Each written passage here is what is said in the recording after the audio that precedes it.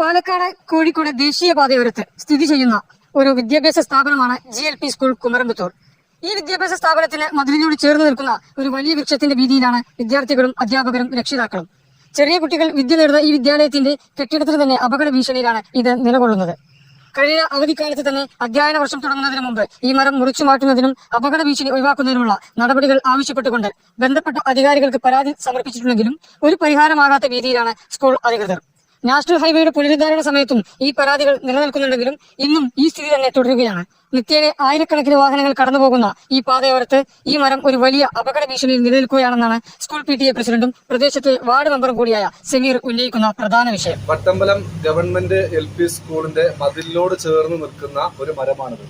ഇത് കഴിഞ്ഞ വർഷം കുമരമ്പത്തൂർ ഗ്രാമപഞ്ചായത്ത് അധികൃതരോട് മുറിച്ചു മാറ്റുന്നതിന് വേണ്ടി സ്കൂൾ അധികൃതർ ആവശ്യപ്പെട്ടതായിരുന്നു. അതിന് മുൻപ് തന്നെ നമുക്കറിയാം, ദേശീയപാതയുടെ പണി നടക്കുന്ന സമയത്ത് തന്നെ ഈ മരം ഇവിടെ വലിയ രീതിയിൽ അപകട ഭീഷണിയാണ് എന്ന് നമ്മൾ അറിയിച്ചിരുന്നു.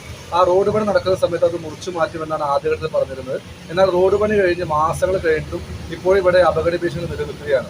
അതിന്റെ ഭാഗമായിട്ടാണ് ഒരു വർഷം മുൻപ് പഞ്ചായത്തിന് പരാതി കൊടുക്കുകയും പഞ്ചായത്ത് അത് സോഷ്യൽ ഫോറസ്റ്റിന് കൈമാറി അവർ വാല്യുവേഷൻ എടുത്തു കഴിഞ്ഞാൽ അത് പെട്ടെന്ന് മുറിച്ചു മാറ്റാമെന്ന് പറഞ്ഞു. പക്ഷേ ഒരു വർഷമായിട്ടും ഇപ്പോൾ കഴിഞ്ഞ 2 മാസങ്ങൾക്ക് മുൻപ് ഇതിന്റെ വാല്യുവേഷൻ എടുത്ത് സോഷ്യൽ ഫോറസ്റ്റിലെ ആളുകൾ പോയി എന്നുള്ളതല്ലാതെ ഇപ്പോഴത് മുറിച്ചു മാറ്റുന്നതിന് വേണ്ടിയിട്ടുള്ള ഒരു നടപടി സ്വീകരിച്ചിട്ടില്ല. ഇപ്പം അതിനുശേഷം ഏകദേശം ഒരു 2 മാസമായിട്ട് ഇതിവിടെ മതിൽ പൊളിഞ്ഞു നടക്കുന്ന സാഹചര്യമാണുള്ളത്. അതുപോലെ ഈ മരം മറിഞ്ഞു വീണ് കഴിഞ്ഞാൽ ഈ ക്ലാസ് മുറിക്ക് തന്നെ അപകടമാണ്. കാരണം ഇതിന്റെ വേരൊക്കെ ക്ലാസ് മുറിക്ക് അടിയിലേക്ക് പോയൊരു സാഹചര്യമുണ്ട്.